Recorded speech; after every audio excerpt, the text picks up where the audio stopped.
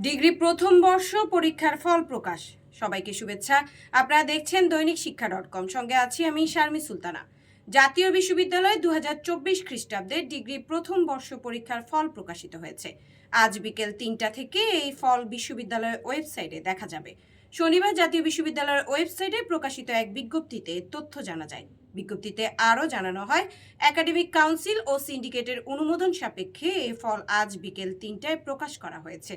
এই পরীক্ষায় সারা দেশে 649টি কেন্দ্রে 1921টি কলেজে নিয়মিত, অনিয়মিত ও মানোন্নয়ন সহ সর্বমোট 2,24,662 জন পরীক্ষার্থী অংশগ্রহণ করে।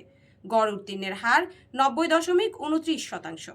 প্রকাশিত ফলে কোনো প্রকার অসঙ্গতি বা ভুল পরিলক্ষিত হলে তা সংশোধন অথবা ফল সম্পূর্ণ বাতিল করার ক্ষমতা বিশ্ববিদ্যালয় সংরক্ষণ করে।